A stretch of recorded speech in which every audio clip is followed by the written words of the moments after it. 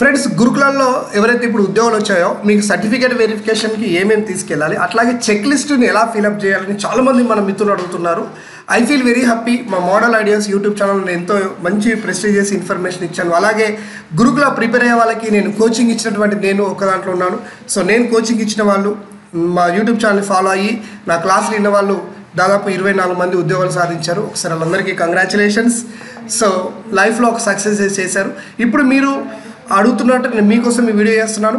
ఇప్పుడు ప్రజెంట్ అయితే ఏవైతే వెరిఫికేషన్ లిస్ట్కి పీజీటీ డిఫరెంట్ సబ్జెక్టు, అలాగే లైబ్రేరియన్, ఆ తర్వాత వచ్చేసి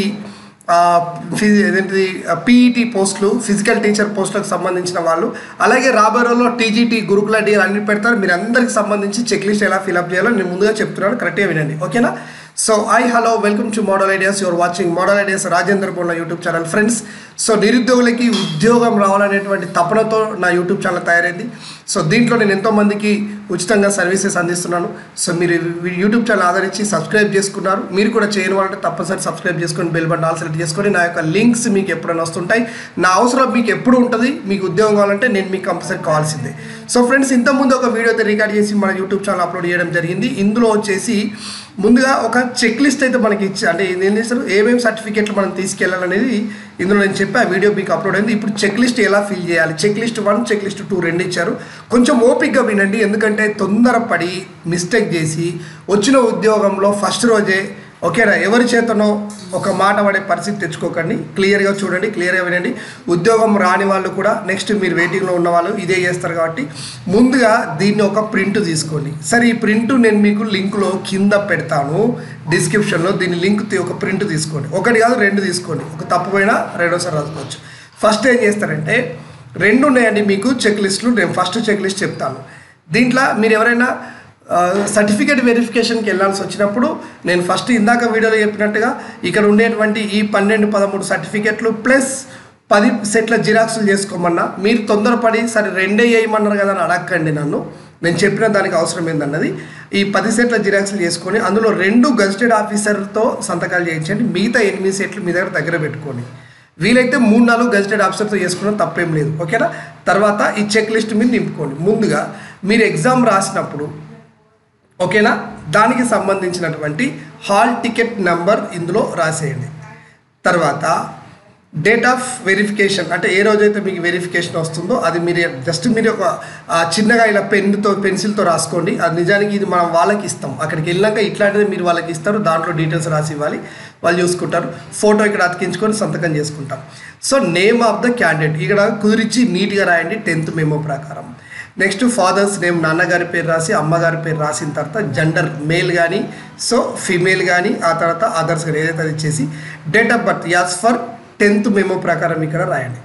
తర్వాత ఏజ్ కూడా ముందే చూసుకోండి, అంటే ఎన్ని సంవత్సరాల, ఎన్ని నెలల, ఎన్ని రోజులు, ఏ రోజు నాటికి మీరు ఈ 2023 జూన్ 1 వరకు తీసుకొని అక్కడి వరకు మీ వయసు ఎన్ని సంవత్సరాలు ఎన్ని రోజులు అవుతుందో ఇక్కడ రాసేయండి, ఓకేనా? ఇలా తప్పు లెక్కలు చేయకండి, 1-2 సార్లు క్లారిటీగా చూసుకోండి, ఓకేనా? తర్వాత ఇప్పుడు ఏం చేస్తున్నారంటే మనకు 2023 ఏప్రిల్ 5 నాటికి, అంటే నోటిఫికేషన్ వచ్చిన నాటికి మీ యొక్క క్వాలిఫికేషన్ ఏంటి అనేది ఇక్కడ అడుగుతున్నాను. ముఖ్యంగా డిగ్రీ, ఇక్కడ డేట్ ఆఫ్ అక్వైరింగ్ క్వాలిఫికేషన్, ఓకేనా? అంటే మీకు డిగ్రీ మెమో మీద ఉన్న డేట్ కొద్దిమంది వేస్తారు, కానీ కాకపోతే రిజల్ట్ వచ్చిన డేట్కు మనం కామన్ చేసుకుంటే సరిపోతుంది. అంటే కొద్దిమంది డిగ్రీ అయిపోయినాక 3 ఏళ్ళకి సర్టిఫికేట్ తీసుకుంటే 3 ఏళ్ళ తర్వాత ఉన్న డేట్ ఉంటుంది. అది కాకుండా మీ డిగ్రీ ఎగ్జామ్ ఎప్పుడు రాశారో ఎగ్జామ్ అయిపోయిన తర్వాత ఉండేటువంటి రిజల్ట్ కామన్గా మీకు తెలుస్తుంది. అదొక డేట్ ఇక్కడ వేసేయండి. ఒకవేళ మీరు డిగ్రీ ఇమీడియట్ సర్టిఫికేట్ తీసుకున్న వాళ్ళు అయితే కనుక ఆ మెమో మీద ఉన్న డేట్ మీరు ఇక్కడ వేసుకోవచ్చు. మ్యాక్సిమం మార్కులు మీకు ఎన్ని, సపోజ్ 1800 అనుకోండి. ఇందులో సెక్యూర్డ్ మార్క్స్ మీకు వచ్చిన మార్కులు ఎన్ని, పర్సంటేజ్ ఏంటిది, ఇక్కడ పర్సెంటేజ్ తీస్తాం, వచ్చిన మార్కులు divided by total marks into 100. దీని వల్ల వస్తుంది చూడండి. నేమ్ ఆఫ్ యూనివర్సిటీ, సపోజ్ మీరు చేసిందంటే ఉస్మానియా యూనివర్సిటీ. పీజీ ఎక్కడ చేశారు, సేమ్ పీజీకి సంబంధించింది ఇలాగే రాయండి. ఒకవేళ మీరు డిస్టెన్స్ ఎడ్యుకేషన్ కనుక అయితే ఆ డిస్టెన్స్ ఎడ్యుకేషన్ యూనివర్సిటీ ఇక్కడ మెన్షన్ చేయండి, ఓకేనా? నెక్స్ట్ పిహెచ్డి ఉంటే దాని గురించి డీటెయిల్స్, లేకపోతే వదిలేయండి. నెట్ కనుక ఉంటే దాని గురించి, సెట్ కనుక ఉంటే దాని గురించి, లేకపోతే ఇట్లా నిలబెట్టేసేయండి, ఓకేనా? ఎందుకంటే పీజీటీ పోస్ట్కి ఈ పీజీ వరకు సరిపోతుంది. దీని తర్వాత బీఎడ్కి వస్తాం మళ్ళీ. నెక్స్ట్ ఎడ్యుకేషన్ డీటెయిల్స్లో వచ్చేసి అఫీషియల్ యూజ్ ఇక్కడ ఏం రాయకండి, కానీ మీరు రఫ్గా అయితే దగ్గర పెట్టుకుంటారని చూసుకోండి. మీరు ఏ కేటగిరీ, ఓసీయా, ఈడబ్ల్యూఎస్ అంటే ఎవరు సార్, ఓసీ అయ్యి ఉండి కూడాను ఎకనామికల్ వీకర్ సెక్షన్ అయితే దీని కింద టిక్ చేసుకోండి. ఒకవేళ మీరు బీసీలు అయితే ఈ బీసీఏలో ఏనా, బిఎస్సీయా, డియా, ఈఎస్ చూసుకొని అది రాయండి. తర్వాత కమ్యూనిటీ ఇంటిగ్రేటెడ్ సర్టిఫికేట్, మీ క్యాస్ట్ సర్టిఫికేట్ ఏదైతే ఉంటుందో అది ఉందా లేదా, ఉందా అనుకుంటే ఎస్. సర్టిఫికేట్ నెంబర్ ఎక్కడ ఉంటుంది సార్ అంటే మీకు మీ యొక్క క్యాస్ట్ సర్టిఫికేట్ యొక్క నెంబర్ ఆల్రెడీ మీరు ఆన్లైన్లో అప్లై చేసేటప్పుడే దీని నెంబర్ పెట్టారు. ఇంకో విషయం, మీరు ఆన్లైన్ అప్లికేషన్ ఫామ్ కూడా ఒకటి ప్రింట్ తీసుకొని దగ్గర పెట్టుకోండి, ఎందుకంటే అది కూడా అక్కడ అడుగుతారు. So certificate number bar coding కింద ఉంటుంది, అది చూసుకోండి. మీ సర్టిఫికేట్ వచ్చిన డేట్ వేసుకోండి, దీన్ని వదిలేయండి ఇక్కడికి. నెక్స్ట్ బీసీ క్యాండిడేట్స్ కనుక అయితే మీరు క్రీమీ లేయర్ పరిధిలో వస్తారా రారా అనేది ఇక్కడ చెప్పాలి. సార్ క్రీమీ లేయర్ అంటే ఏంటిది, నాన్ క్రీమీ లేయర్ అంటే ఏంటిది అంటే నేను ఇందాక వీడియోలో నేను క్లియర్గా చెప్పాను. 8 లక్షల కంటే మీ యొక్క ఇన్కమ్ అనేది ఎక్కువ లేకపోతే అప్పుడు మీరందరూ కూడా బీసీలలో ఉంటారు. సార్ మరి 8 లక్షల కంటే ఎక్కువ ఉంటా అంటే ఎక్కువ ఉన్నా మీకు ఏం కాదు, కాకపోతే మీ నాన్న సెంట్రల్ గవర్నమెంట్ చూపించేటువంటి గ్రూప్ ఏ ఉద్యోగి అయి ఉండకూడదు, అది కూడా ప్రమోషన్గా వస్తే ఏం కాదు. నేను చెప్తున్నా 99% మన తెలంగాణలో క్రీమీ లేయర్లు దీంట్లో చాలా తక్కువ ఉంటారండి, మీరు ఇబ్బంది పడకండి. MRO option creamy layer certificate తీసుకొని దానికి సంబంధించిన డేట్ ఇక్కడ రాయండి. పొరపాటున మీరు నాన్ క్రీమీ లేయర్ సర్టిఫికేట్ తెచ్చుకోకపోతే మీకు బీసీ రిజర్వేషన్ వర్తించదు. మీకు కనుక ఉద్యోగాలలో బీసీ రిజర్వేషన్లో జాబ్ వస్తే దీనివల్ల సమస్యలు అయితే ఉంటాయి, చూసుకోండి. కాబట్టి నాన్ క్రీమీ లేయర్ తెచ్చుకోండి. ఎంఆర్ఓ ఆఫీస్కి పోతే అదే రోజు ఇస్తారు, గంటలో. ఈరోజు నన్ను 2-3 కలిసారు, నేను చెప్పాను, వాళ్ళు 1 అవర్లో తెచ్చుకున్నారు. ఫిజికల్లీ హ్యాండిక్యాప్డ్ కనుక అయితే మీకు విజువల్లా లేకపోతే ఇంకా హియరింగ్ ప్రాబ్లమా మిగతా ఏముందో దాని పర్సంటేజ్ ఆ యొక్క సర్టిఫికేట్ నెంబర్ ఇక్కడ రాసి దీన్ని వదిలేయండి. తర్వాత వచ్చేసి ఏజ్ రిలాక్సేషన్ పరిధిలో కనుక మీరు వస్తే ప్రస్తుతం మీరు ఏ ఉద్యోగం చేస్తున్నారో దానికి సంబంధించిన డీటెయిల్స్ ఇక్కడ రాయాల్సి ఉంటుంది, ఓకేనా. అంటే మీరు సెన్సస్ ఏ ఉద్యోగం, తెలంగాణ స్టేట్ గవర్నమెంటా, దీనిలో మీరు ఉన్నారు, ఎన్సీసీ పరంగా మీరు ఉన్నారా, ఎక్స్ సర్వీసెస్ మ్యాన్గా ఉన్నారా, అది మీరు చూసి దీనికి సంబంధించిన డీటెయిల్స్ ఇక్కడ ఫిల్ చేయండి. ఆ తర్వాత వచ్చేసి indicate that evidence of the original study certificates. So ఇక్కడ క్లాస్ 1 ఎక్కడ చదివారు, దాని ఇయర్ ఏంటిది, ఆ డిస్ట్రిక్ట్ ఏంటిది, స్టేట్ ఏంటిది, క్లాస్ 2 ఎక్కడ చదివారు, ఇయర్ ఏంటిది అనేది చూసుకోండి. ఖచ్చితంగా మనకి 7 ఇయర్స్ వరకు అయితే ఇన్ఫర్మేషన్ ఇక్కడైతే అడుగుతారు. ఇందాక వీడియోలో నేను ఇలా క్లియర్ చెప్పేశాను, అందులో కూడా మీ సర్టిఫికేట్లు అన్నీ రెడీ చేసుకొని పెట్టుకోండి అని, ఓకేనా. సో మీరు చదివిన ఇయర్ క్లియర్ రాసుకొని పెట్టుకోవాల్సిన అవసరం అయితే ఇక్కడ ఉంటుంది. దాని తర్వాత వచ్చేసి మీరు ఏ జోన్లో వస్తారు అంటే మీ డిస్ట్రిక్ట్ ప్రకారం మల్టీ జోన్ ఏ జోన్లో వస్తారు, మళ్ళీ మల్టీ జోన్ అనేది అక్కడిక్కడ రాయాలి. సో ప్రజెంట్ కనుక మీరు ఎంప్లాయ్ అయితే ఆ ఎంప్లాయీ డీటెయిల్స్ ఇక్కడ రాయాలి. Next district of the sports certificate, details of the sports certificate ఉంటే దాని గురించి మీరు ఇక్కడ డీటెయిల్స్ రాయాలి. సో ఇది పూర్తి చేసుకున్న తర్వాత దీంట్లో సంతకం పెట్టుకొని మీ అడ్రస్ డీటెయిల్స్ రాసి సిగ్నేచర్ పెట్టుకొని తీసుకుంటారు. మిగతాది వీళ్ళంతా ఆఫీస్ వాళ్ళు చూసుకుంటారు. ఇది ఒకటి. దీంతో పాటు మీకు ఇంకోటి ఉంటుంది, ఇది అన్నిటికంటే ముఖ్యమైనటువంటిది, ఓకేనా. సో దీన్ని అసలు మీరు వదిలిపెట్టకూడదు. ఇక్కడ ఇది అటెస్టేషన్ ఫామ్. సో ముందుగా మనం ఏం చేస్తామంటే కరెక్ట్గా వినండి ఈ వీడియోని. లేటెస్ట్ ఫోటో ఇప్పటిది ఈ మధ్యలో మీరు దిగినటువంటి ఫోటో ఇక్కడ పెట్టేసేసేసి, ఓకేనా, passport size photo of the candidate. దీని మీద ఎలాంటి సంతకం అవి అయితే అడుగుతలేడు ఇక్కడ, కాబట్టి ఫోటో అతికించుకోండి, నీట్గా ఉన్నదని. తర్వాత మీరు ఒక బ్యాగ్లో మీ సర్టిఫికేట్స్ అన్నీ తీసుకొని ముందు నేను చెప్తున్నా కదా దీన్ని ప్రింట్ తీసుకోండి. సార్ నేను దీని లింక్ నేను మీకు కింద డిస్క్రిప్షన్ ఇస్తా, ఒక 2 ప్రింట్లు తీసుకోండి. తీసుకొని ఫస్ట్ మీరు నేమ్ ఆఫ్ ద పోస్ట్, మీరు ఏ పోస్ట్కి వస్తున్నారు సార్ ఆ పోస్ట్ ఇక్కడ డీటెయిల్స్ రాయండి, పీజీటీ, టీజీటీ, ఆ సబ్జెక్ట్తో సహా ఇక్కడ రాయండి. మీ క్యాండిడేట్ సంతకం ఇక్కడ చేయండి. తర్వాత మీ యొక్క సర్నేమ్ నీట్గా రాయండి, కొట్టివేతలు లేకుండా నేమ్ రాసి జెండర్ మేల్ ఫీమేల్ అది మిగతాది చెప్పుకోండి. ఇది అయిపోయిన తర్వాత ఒకవేళ ఇక్కడ ఈ బీకి సంబంధించింది చూడండి, ఒకవేళ మీరు ఇది ఎక్కడన్నా ఆల్రెడీ ఉద్యోగం అయి ఉంటే, అంటే సపోజ్ ఇక్కడ డైరెక్ట్ రిక్రూట్మెంట్ జరిగి ఉంటే, లేదా ఎక్స్ సర్వీసెస్ మ్యాన్ అయి ఉంటే, కంపెన్సేషన్ గ్రౌండ్లో మీకు ఉంటే, డిసిగ్నేషన్ ఇఫ్ దట్ ప్రజెంట్ మీరు ప్రజెంట్ ఏదైనా వర్క్ చేస్తుంటే, ఏది గవర్నమెంట్ ఎంప్లాయీ అయి వర్క్ చేసి అది మీరు నేను ఇందాక చెప్పిన ఇంకొక ఫస్ట్ వీడియోలో చెప్పిన ఎన్ఓసి తీసుకొని వచ్చి ఇక్కడ కనబడుతుంది మీకు, మీ ప్రభుత్వ ఉద్యోగం నుండి ఎన్ఓసి తీసుకొని వస్తే కనుక దానికి సంబంధించినటువంటి డీటెయిల్స్ ఇక్కడ రాయాలి. మీరు ఎంప్లాయీ కదా, దీన్ని వదిలేయండి. ప్లేస్ ఆఫ్ వర్కింగ్ అవసరం లేదు కదా ఎంప్లాయీ కానప్పుడు. డైరెక్ట్ రిక్రూట్మెంట్ అయినా, ఎక్స్ సర్వీస్మెంటా, కంపెన్సేటా, మీకు ఎంప్లాయీ కాకపోతే వెళ్ళండి. ఎంప్లాయీ అయి ఉంటే కనుక మీరు కంపెన్సేషన్ తీసుకుంటే ఇక్కడ ఓకే ఇవ్వండి, ఓకేనా. డైరెక్ట్ రిక్రూట్మెంట్ అయితే దాని ద్వారా ఇవ్వండి. తర్వాత డీటెయిల్స్ ఆఫ్ అడ్రస్, మీ యొక్క అడ్రస్ ప్రజెంట్ ప్లస్ పర్మనెంట్ అది మీరు క్లియర్గా ఇవ్వండి. ఇది ఇక్కడ ఇచ్చిన తర్వాత చాలా పెద్దగా ఉందండి, డెప్త్గా ఉంటుంది. సో ఇక్కడ ఇచ్చేటప్పుడు మీ యొక్క డీటెయిల్స్ మీకు తెలిసే నేను దీన్ని మీ మండలం రాయండి, జిల్లా రాయండి, రాష్ట్ర అవసరం మీకు తెలిసే కదా. ఓకేనా. తర్వాత కాంటాక్ట్ ఫోన్ నెంబర్స్ 2 ఇవ్వండి. ఇచ్చిన తర్వాత if originally A resident of Pakistan కనుక అయి ఉంటే ఇది మనకు అవసరం లేదు, వదిలిపెట్టండి. నిల్ అని లేదా నో అని వదిలిపెట్టండి. ఓకేనా. దట్ అడ్రస్ అవసరం లేదు మనకి. ఇకపోతే particulars of that places where you have ఇక్కడ లాస్ట్ 7 years నుండి మీరు ఎక్కడ నివసించారో దాని డీటెయిల్స్ చెప్పాలి. అంటే ఈ 2024 మీరు లెక్కలోకి తీసుకోండి. నిజానికి నోటిఫికేషన్ వచ్చినట్టే లెక్కలోకి తీసుకోవాలి, కానీ ఇబ్బంది ఏం లేదు కాబట్టి 24 అనేది ఇక్కడ మీరు తీసుకున్నా సరే డేట్ మెన్షన్ చేయలే, నోటిఫికేషన్ కంటే ముందునే తీసుకోవాలి కాబట్టి 24లో ఇక్కడ ఇయర్లో మనం ఎక్కడ రెసిడెన్స్లో ఉన్నాము, అది ఏ పోలీస్ స్టేషన్ పరిధిలో ఉంది, ఏ ఇయర్ నుండి అక్కడ ఏ ఏరియా ఎక్కడ నుండి ఎక్కడి వరకు ఉన్నాం అనేది మనం చెప్పుకుంటాం అన్నమాట. సో ఈ రకంగా 7 years నుండి మీరు ఎక్కడెక్కడ ఉన్నారు అనేది తీసుకుంటే సరిపోతుంది. ఆ మండల్, ఆ జిల్లా, ఆ యొక్క పోలీస్ స్టేషన్ పరిధి ఇక్కడ రాస్తారు.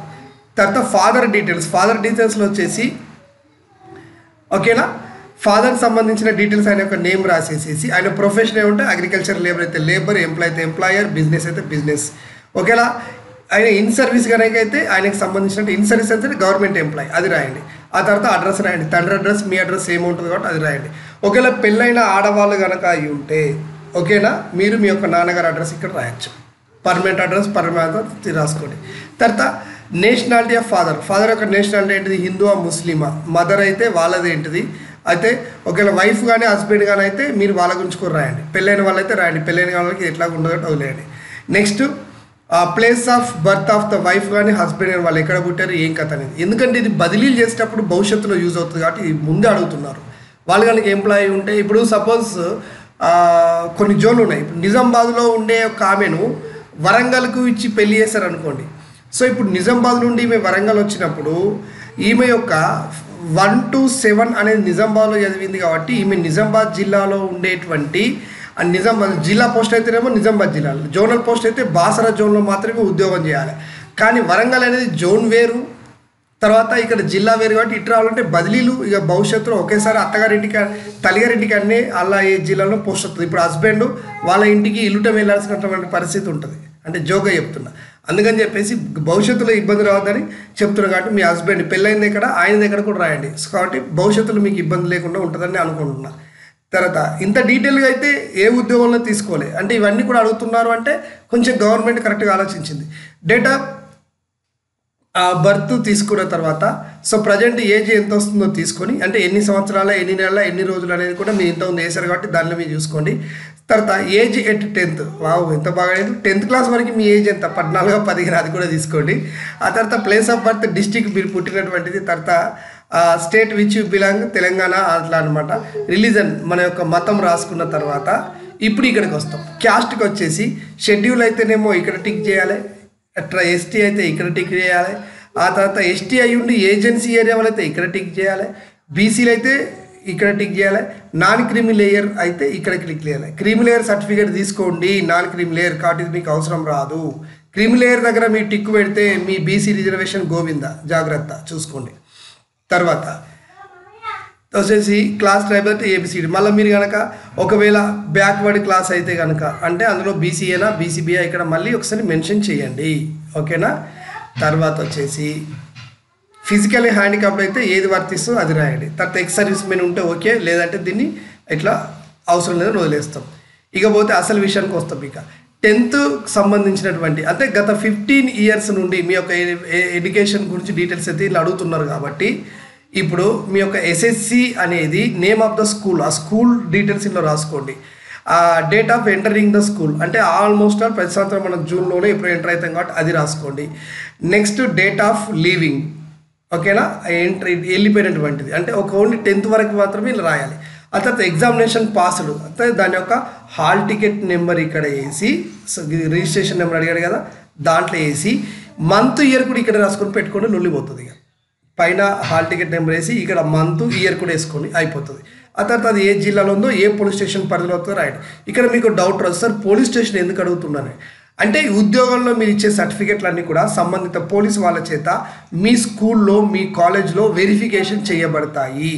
అట్లాగే మీ ఊర్లో ఒక ఇద్దరు వ్యక్తులను మీరు కంపల్సరీగా ఇక్కడ చెప్తే ఆ వ్యక్తుల పరంగా మీ ఊళ్ళో మీ మీద ఎంక్వైరీ జరుగుతుంది. పోలీస్ కేసులు ఉన్నాయా లేవని ఇవన్నీ నేను తర్వాత చెప్తాను. ఓకేనా? తర్వాత ఇంటర్మీడియట్ డీటెయిల్స్ అలాగే ఇవ్వండి. పోస్ట్ గ్రాడ్యుయేషన్ డీటెయిల్స్, జాయిన్ అయింది, ఎండ్ అయింది, ఓకేనా, కాలేజ్ నేము లేదా యూనివర్సిటీ అయితే యూనివర్సిటీ నేమ్ రెండు ఇవ్వాలండి వీటికి సంబంధించినటువంటిది. ఓకేనా? ఆ యూనివర్సిటీకి సంబంధించిన డీటెయిల్స్ మొత్తం చెప్పాలి. అంటే కాకతీయ, ఉస్మానియా అట్లా అనమాట.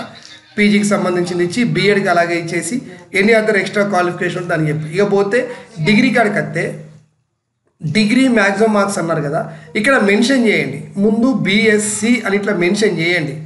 చేసి దీనికి మ్యాక్సిమం మార్క్స్ ఎన్ని ఉంటాయి? 1800 ఉంటాయి ఓల్డ్ ఎన్వరా ప్రకారం అయితే నేను చెప్తున్నాను. ఇప్పుడు దీంట్లో సెక్యూర్ ఎంత, లేదా బిఏ అయితే బిఏని మెన్షన్ చేయండి, ఈజీగా ఉంటుంది. సో ముందు రాయండి. డైరెక్ట్గా మార్కులు వేసే కంటే వాళ్ళకి అర్థం కావాలి బీఏనా బీకామా బీఎస్సీ అనేది అర్థం కావాలంటే ఇట్లా చేయండి.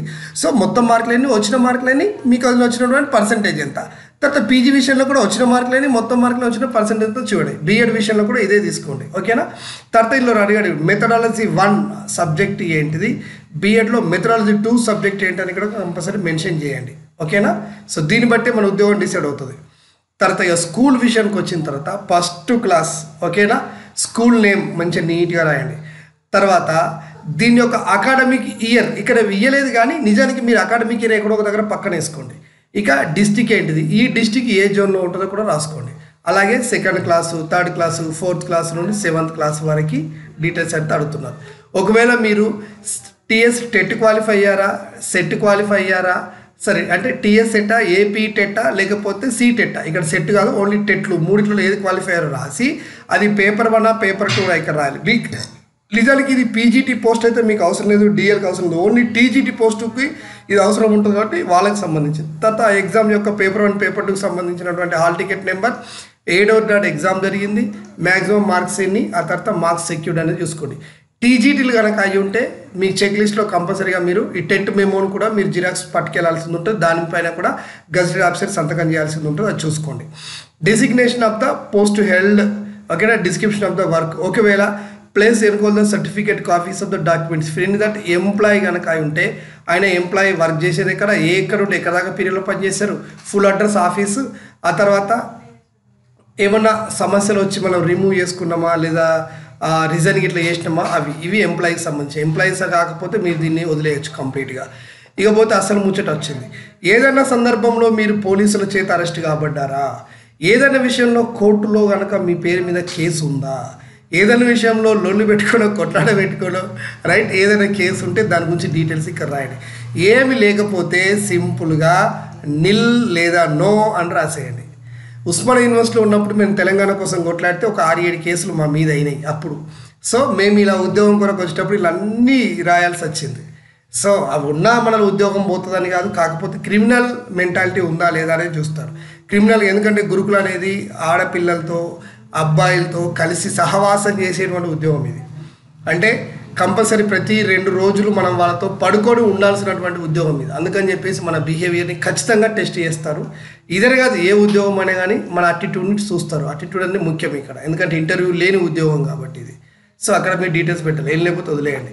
సార్ నా మీద కేసు ఉంది సార్, అది ఉంది ఇది ఉందంటే మీరు ఏ పరిధిలో వస్తారో ఎట్లా రాయాలని నేను చెప్తాను. నాకు ఒకసారి ఇన్స్టాగ్రామ్లో మీరు మెసేజ్ పెట్టి మీ కాంటాక్ట్ నెంబర్ అడిగితే నేను నా కాంటాక్ట్ నెంబర్ ఇస్తాను, మీరు నాతో మాట్లాడవచ్చు.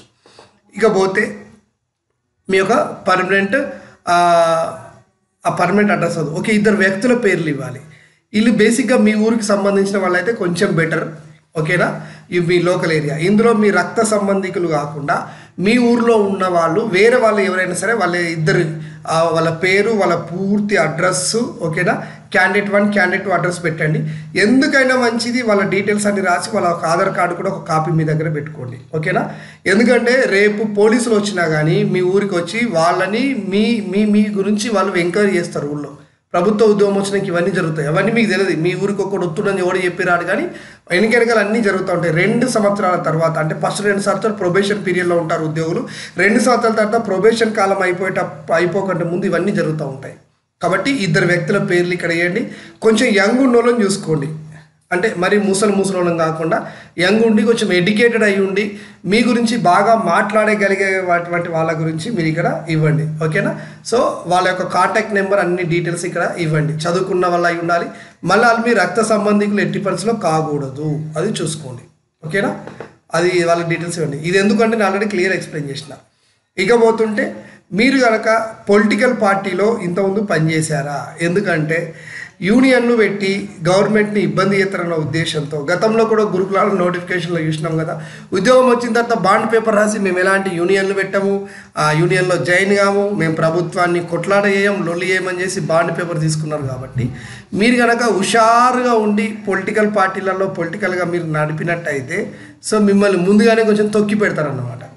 ఓకేనా, అంటే ఉద్యోగం రాకముందు ఇవేవి మనకు ఉండవు. ఒక ఉద్యోగం వచ్చి ఒక 2-3 నెలలు అయిన తర్వాత ఖచ్చితంగా అవి అన్నీ ఏవేవో మారిపోతూ ఉంటాయి. కానీ పొలిటికల్ పార్టీలో మీరు మెంబర్ అయితే దాని గురించి రాయండి. కమ్యూనల్ ఆర్గనైజేషన్, కుల సంబంధమైనటువంటి దాంట్లో ఇప్పుడు అంబేద్కర్ కుల సంఘాలలో, మాల మహానాడులలో, మాదిగ దండోళ్ళు, ఇట్లా ఏదో ఒక రకంగా మీరు మండల స్థాయిలో, జిల్లా స్థాయిలో, ఆది కాకపోయినా బీసీలలో మీ కుల ఏది ఉంటే దాని గురించి ఇక్కడ క్లియర్ రాయండి. గతంలో ఉంటే దాని గురించి రాయండి, లేకపోతే వదిలేయండి.